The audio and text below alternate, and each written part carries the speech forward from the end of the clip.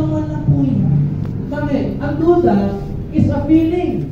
Ibig sabihin yan, emosyon of not being certain about something, especially how good or true yung isang bagay. Kaya minsan pag nagdududa ka, ang unang tanong mo, totoo ba ito? Di ba? Napalitan yung word na totoo, legit ba ito? Di ba? O kapag medyo extreme ang inyong assessment, baka scam to. Di ba? Yun yung mga tanungan. So, bakit ka napapatanong ng ganyan? Kasi yung feeling mo, hindi ka mawari o hindi ka sigurado sa nararamdaman mo. Tama po ba? Ngayon, ang worst dito, feeling yan, emosyon, pero iniisip mo pala, but it's already happening or manifesting sa buhay mo. Now, the more na inisip mo, the more na inalagaan mo yung pagdududa, the more na parang sinajustify mo yung nararamdaman mo, ang ending, hindi ka tumutuloy. Tama po ba? Ang ending, umahanap ka man ng ebidensya para suportahan yung pagdududa mo. Di ba? Parang ginawa mo sa ex mo.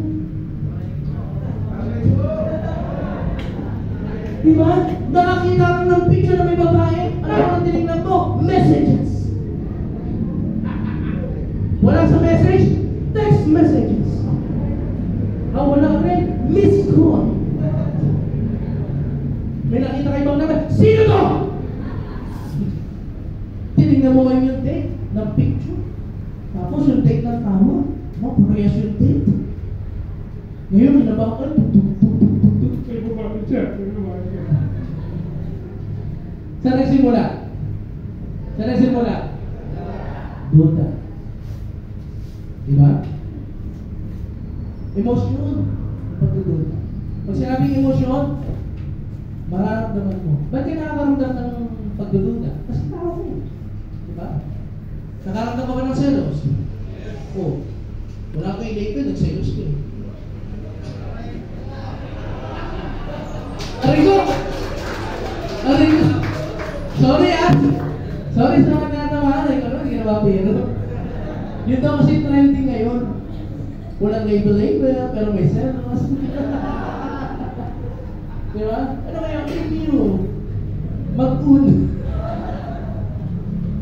Pero it's an emotion. Nagalit ka ba minsan? Nainis ka ba? Napikon ka ba? True, kasi tao ka. Emotion niya nararamdaman mo. Pero ang galit mo, tumatagal ba ng 10 years? Ang saya mo, tumatagal ba ng 10 months?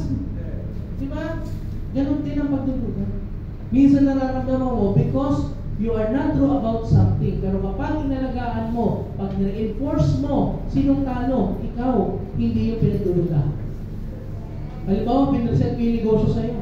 Pinagdudaan mo ko, baka di totoo yan. Baka scammer ka. Baka ng mga sasakyan mo, hindi mo lang yan.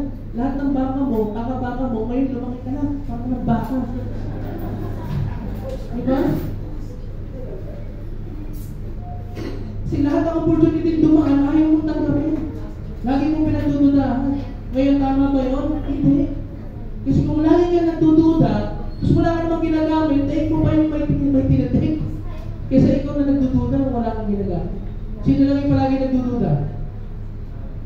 Ha? Asawa to. Pero may hugot yun. Kaya na natin. Baka naman pinagdadaanan. Saan pinapakinggan? Makwento mo, kwento. Chismis mo. Lagi nagdududa. Pero normal ba magduda?